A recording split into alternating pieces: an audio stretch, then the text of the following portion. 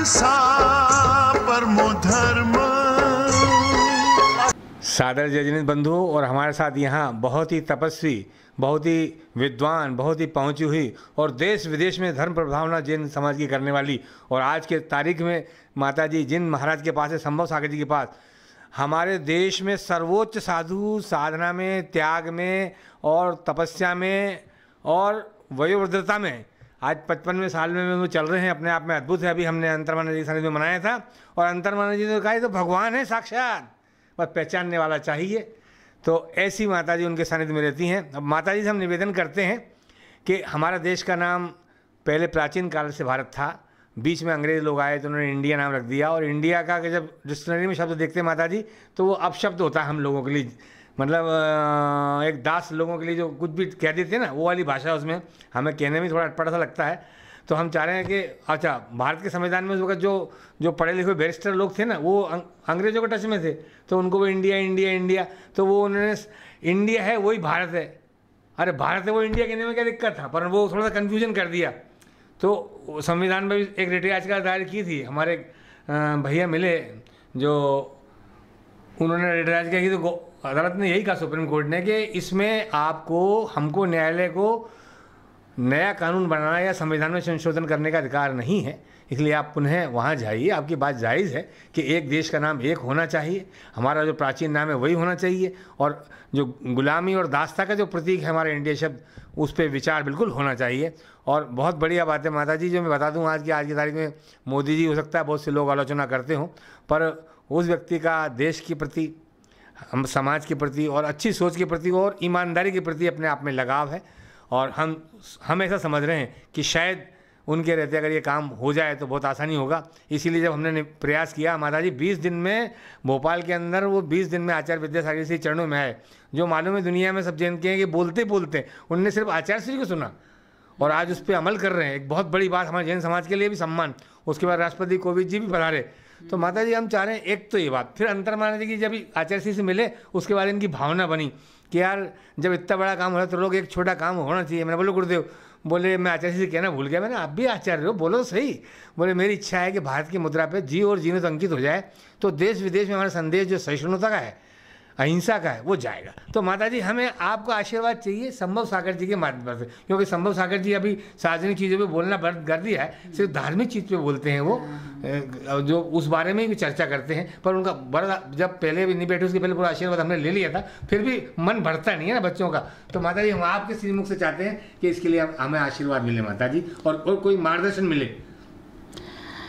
बोले सम्य शिखर जी सिद्ध क्षेत्र की जय। आचार्य श्री संभव सागर जी गुरुदेव की जय। अंतर्मना आचार्य श्री प्रसन्न सागर जी महाराज की जय। 3 कम 9 करोड़ गुरुदेव की जय। अभी आप त्रिलोक जी ने जो बताया कि हमारा संदेश जन जन तक जियो और जीने दो, ये संदेश जन जन तक पहुंचना चाहिए, क्योंकि भारत कोई एक अकेले जैनियों का नहीं है, भारत समस्त जो भारतवासी हैं उन सब का है। तो भारत देश ऋषि और कृषि का देश है। ऋषि और कृषि आज भारत में ही मिल सकता है। तो इस भारत में यदि ऋषि हैं तो कृषि हैं, और ऋषि नहीं है तो कृषि भी नहीं हो सकती है। ऋषियों की देन है, और ऋषि ही जियो और जीने दो का पूरा स्वयं प्रैक्टिकल में आचरण में लेकर आए हैं। इसलिए ऋषि हैं तो कृषि हैं। आज हम कहते हैं संत उदय संतत सुखकारी, विश्व सुखदम जो इंदु तुम्हारी, परम धर्म सुत विदित अहिंसा, पर निंदा सम अधम गरीषा। इतनी अच्छी बात अन्य समाज के लिए ये गाथा में लिखी हुई है कि संत उदय, आज संतों का जो उदय है, संतों का जो समागम है, वो आज हमारे सब प्राणी मात्र के लिए एक सुखदायी माना जाता है। जिस तरह से चंद्रमा और सूर्य का उदय हर प्राणी के लिए एक सुखदायी माना जाता है, वैसे संतों का समागम हर प्राणी के लिए, ये भारत संतों का समागम कहाँ मिलेगा? भारत में ही मिलेगा। भारत के बाहर संतों का समागम, दिगंबर संतों का समागम आपको भारत के बाहर मिलने वाला नहीं है। इसलिए संतों का समागम हर प्राणी के लिए सुखदायी है। और परम धर्म सुत विदित अहिंसा, कोई भी धर्म हिंसा करना ये नहीं बताया। चाहे मुसलमान ले लो, ईसाई ले लो और हिंदू ले लो, कोई भी धर्म वाला हिंसा को नहीं बताता है। रामायण, गीता, कुरान, बाइबल कोई भी हो, तो वो हिंसा को धर्म नहीं बताता है। परम धर्म सुत विदित अहिंसा, सारे धर्म अहिंसा को श्रेष्ठ धर्म बताया है। और पर निंदा सम अधम गरीषा, किसी की भी निंदा करना उससे अधम कोई वस्तु नहीं है जीवन में। इसलिए आचार्य कहते अहिंसा परमो धर्म। ये केवल जैनियों का ही संदेश नहीं है, ये प्राणी मात्र का जीव दया सबके अंदर होनी चाहिए। सब लोग, सब जीव चाहते हैं कि मैं जीऊँ, पर आज उस संदेश को धीरे धीरे हम खत्म करते जा रहे हैं। और प्राणी के प्रति जो अंदर में दया होनी चाहिए, वो दया धर्म धीरे धीरे हमारा खत्म होते जा रहा है। और ये भारत आज का नहीं है, महापुरुषों की देन है। भारत की ऊंचाई कोई बड़ी बड़ी इमारतों में नहीं है, या कुतुब मीनार, ताजमहल में, इंडिया गेट में नहीं है। भारत की ऊंचाई महावीर की अहिंसा में है, रामचंद्र जी की मर्यादा में है, कृष्ण के कर्म योग में है, बौद्ध की करुणा में है।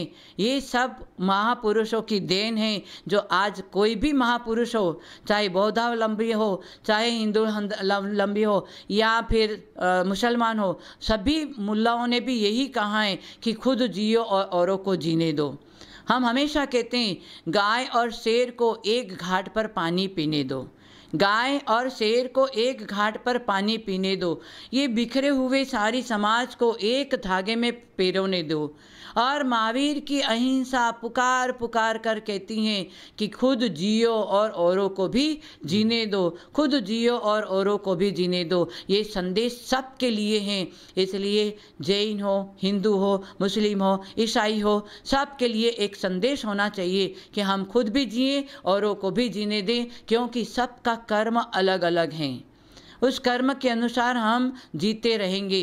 किसी का कर्म हम बदल नहीं सकते हैं, इसलिए हम खुद जिए और औरों को भी जीने दें। चाहे चींटी भी क्यों ना हो, इतना छोटा सा जीव भी क्यों ना हो, वो अपनी रीति से वो जिंदा है, उसको जिंदा रहने दो। किसी को भी मारने का अधिकार हमें नहीं है।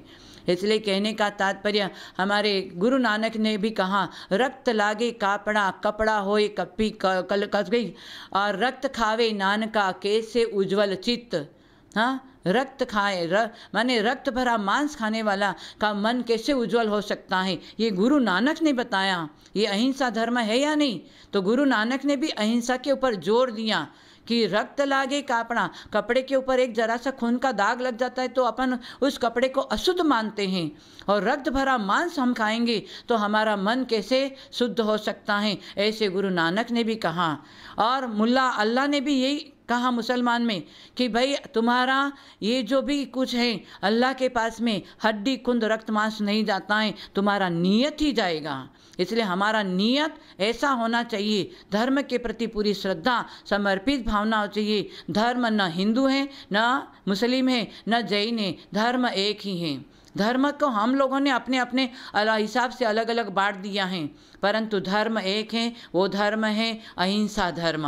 अहिंसा धर्म को लेकर चलेंगे तो आज भारत में जो भी कुछ संकट आता है वो संकट दूर हो सकता है, परंतु हम सब एक हो जाएं। हम सब एक हैं, हमारे इरादे नेक हो, ऐसा भावना यदि हमारे मन में आ जाए तो हम भी आज भी भारत में वही पुराने हमारे भरत चक्रवर्ती, हमारे आदिनाथ, उस समय जो चल रहा था वो स्थिति आज भी आ सकती हैं, परंतु क्रियाओं में आना जरूरी है। केवल बोलने मात्र से कुछ होने वाला नहीं है। भारत देश किससे ऊपर पड़ा? ये हमारे भरत चक्रवर्ती आदिनाथ भगवान ने असी मसी कृषि वाणिज्य सेवा शिल्प ये सारी कला किसने सिखाई? हमारे आदि प्रभु ने सिखाई। हाँ, ब्राह्मी और सुंदरी उनकी दोनों बेटियों को अक्षर और अंक विद्या सिखाई। ये सब उनकी देन है। आज भारत में जितने भी महापुरुष हैं उनकी ही देन है, आदि प्रभु की देन है। वो परंपरा, एक तीर्थंकर ने जो उपदेश दिया वही दूसरे तीर्थंकर ने, कोई तीर्थंकरों ने कोई तीर्थंकर की वाणी को खंडित नहीं किया है, उसको और बढ़ाते हुए ही हमारे जैन धर्म को, हमारे अहिंसा धर्म को बढ़ाते हुए चले गए। और पहले के जो महापुरुष थे, चाहे मुस्लिम के हो चाहे हिंदू के हो, वो भी अहिंसा को श्रेष्ठ मान करके वो अपने जीवन में खुद अंगीकार करते थे। यूँ तो इसलिए आज हम सब एक हो जाएं और हमारे इरादे भी नेक हो जाएं और अहिंसा धर्म को लेकर चले, हम खुद जिए औरों को जीने दें। ऐसी शुभ भावना हर प्राणी मात्र के अंदर होवे। ये रक्त भरा मांस खाने से हमारा चित्त कभी उज्जवल होने वाला नहीं। टिक फॉर टेक, माने जो जैसा करेगा उसको वैसा ही ही ऊपर से मिलेगा। आज यदि प्राणी को मार के जो कोई खाएगा, मांसाहारी बनेगा, तो आगे उसका वो प्राणी भी तुम्हारा इंतजार कर रहा है कि आगे तुमको भी वो मारेगा यूँ। इसलिए कर्म किसी को छोड़ने वाला नहीं है। महापुरुषों को कर्म ने नहीं छोड़ा तो हम कौन सी खेत की मूली हैं। इसलिए कर्म करते समय सावधान रहो। कर्म हम स्वतंत्र करने वाले हैं, किसी के ऊपर डिपेंड नहीं है कर्म।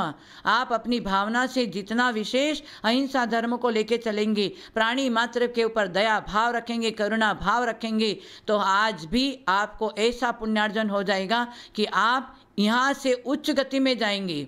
स्वर्ग हमारे लिए है, स्वर्ग कोई दूसरे के लिए नहीं है। हम अच्छा कर्म करेंगे तो स्वर्ग मिलेगा। यहाँ पर कर्म करने के ऊपर बात है। तो हम यही कहते हैं कि संसार शोकमय है, काया रोगमय है, संबंध वियोगमय है और साधना उपयोगमय है। आज जो भी भारतवर्ष में मुट्ठी भर, जो हिंदू हो, मुस्लिम हो, चाहे जैनी हो, जो मुट्ठी भर जो साधु हैं, जो अपनी साधना कर रहे हैं, उसके माध्यम से आज भारत में थोड़ी बहुत जो भी शांति दिख रही है, उनकी देन है। नहीं तो यहाँ पर मार कुट होकर के पता नहीं भारत का क्या हो जाता यूँ। पर ऋषि का देश है, इसलिए भारत में ऐसे ऐसे ऋषि, महान महान ऋषि, आज आचार्य शंभो सागर जी गुरुदेव हिंदू संप्रदाय से आकर के आज ऐसे जैन धर्म के ग्रंथों को अध्ययन किया और सारा अपने जियो और जीने दो का पूर्णतया पालन कर रहे हैं। उन्होंने विशेष अपने आहार में भी, क्योंकि जैसा खावे अन्न वैसा होवे मन, और उन्होंने अपने खाने पीने में भी सारा परिमाण कर लिया। अन्न का जीवन भर त्याग कर दिया, नमक घी मीठा तेल दूध सब त्याग कर दिया और केवल फलाहार पर रह रहे हैं और इतनी साधना कर रहे हैं, क्योंकि कोई भी जीव को विशेष हम सताए नहीं, कोई भी जीव को हम विशेष तकलीफ न देवें, इसलिए 24 घंटे में एक बार कुछ लेकर साधना कर रहे हैं। हिंदू संप्रदाय से आकर आज हमें साक्षात उदाहरण मिल रहा है। आज अंतर्मना आचार्य श्री प्रसन्न सागर जी महाराज जी इतने उपवास कर रहे हैं। उपवास का अर्थ है कि आत्मा के समीप रहना। आज इतने 557 दिन की इस प्रकार की साधना करना कोई मामूली चीज़ नहीं है। तो ये सब अहिंसा धर्म को पालन करने के लिए विशेष जी रहे हैं। इसलिए इनसे हमको संदेश लेना चाहिए, इनसे हमें शिक्षा लेनी चाहिए कि हम अपने जीवन को कैसे जिए। हम अच्छे से जिएंगे तो प्राणी मात्र के जीवन में सबको सुख और शांति मिलेगी। इसलिए कहने का तात्पर्य हमारा यही है कि आज जो अहिंसा चैनल के माध्यम से अहिंसा धर्म का जो प्रचार प्रसार हो रहा है, तो उसका एक ही लक्ष्य है कि प्राणी मात्र को जियो और जीने दो। ये सूत्र हर प्राणी के अंदर आ जाना चाहिए। तो ये अहिंसा चैनल वाले इस प्रकार का विशेष प्रचार प्रसार करके प्राणी मात्र के अंदर ये सूत्र को आप भर दो, तो निश्चित आज भी हमारे भारत में शांति सुख मिल सकती है। और भरत चक्रवर्ती के उस समय आदिनाथ भगवान का जो पुत्र था भरत, उस भरत ने इस प्रकार के घर में रह के भी 96,000 रानी 64,000 पुत्र सब कुछ होते हुए भी वो अपनी आत्मा के समीप रहता था। ऐसे भरत चक्रवर्ती के नाम से ये भारत पड़ा है। ऐसे चक्रवर्ती जो उनके पास में कोई कमी नहीं थी, परंतु प्राणी मात्र के ऊपर करुणा भाव था। उस भरत चक्रवर्ती के उस समय से जो भारत नाम पड़ा है, तो हम सब ये चाहें कि हम इंडिया न बोल करके भारत बोलें।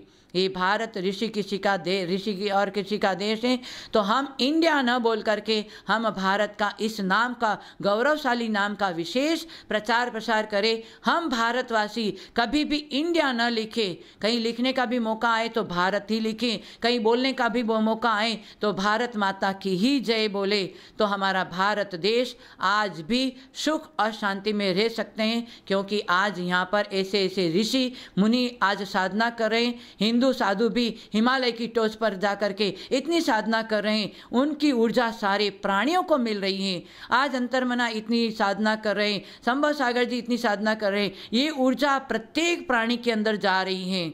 परंतु थोड़ा संदेश और थोड़ी शिक्षा ग्रहण करने की बात है। तो सब प्राणी मात्र के लिए मैं यही कहना चाहूँगी कि हमारे आज साधुओं को जो शिक्षा है, जो हमारे धर्म ग्रंथों की जो शिक्षा है, जो हमारे महापुरुषों की शिक्षा है, उसको अपने जीवन में ग्रहण करें। तो आज भी हम जियो और जीने दो का सूत्र आज भी बहुत प्रचार प्रसार करके जिंदगी को जी सकते हैं, प्राणी मात्र को भी जीने का एक मौका दे सकते हैं। इसलिए मांसाहार को त्याग करके शाकाहारी बने। हमारे गुरुदेव तो मांसाहारी तो जाने दो, शाकाहारी में भी फलाहार लेते हैं। हाँ, जीने के लिए खा रहे हैं, खाने के लिए नहीं जी रहे हैं। तो प्राणी मात्र के लिए सूत्र होना कि हमको जीने के लिए खाना है।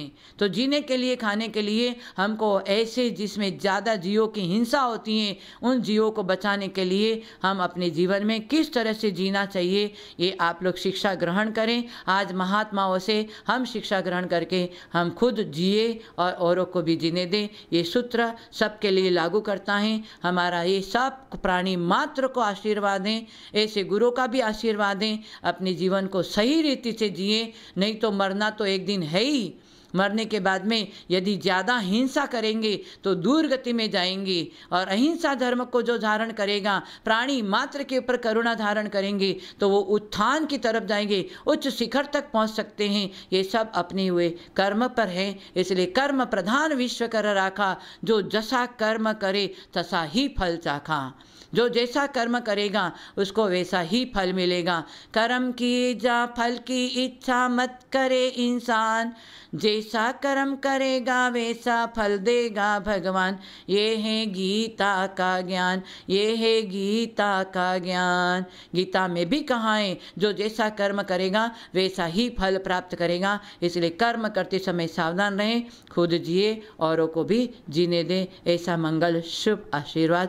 त्रिलोचन जी, आपने जो भी सब्जेक्ट कहा है तो बहुत ही अच्छा सब्जेक्ट चुना है। आपकी जो भावना है आशीर्वाद से मिला है। दोनों गुरुओं का, इस वक्त जो सर्वेश साधु हैं, आचार्य विद्यासागर जी, प्रसन्न सागर जी, और साथ में हमें संभव सागर जी मिल गए और आप माता जी मिल गए, तो 4 लोग, हमारा आनंद भर गया जीवन में। खूब आशीर्वाद है। ऐसे गुरु का आशीर्वाद हमेशा मिलता रहेगा आपको। वंदना माता जी, वंदना माता जी, वंदना माता जी। जय हो। जियो और जीने भी दो, अहिंसा परमो धर्म। सूत्र है जियो और, सूत्र है जियो और।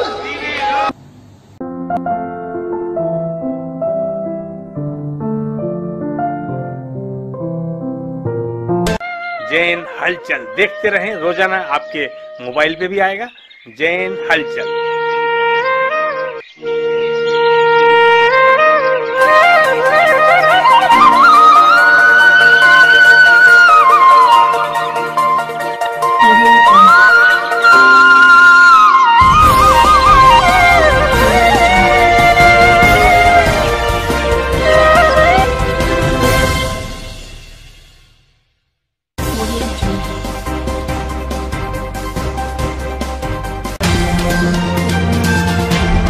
जियो और जीने भी दो,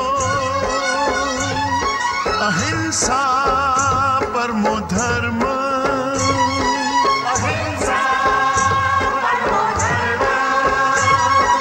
जीने का अधिकार है सबको।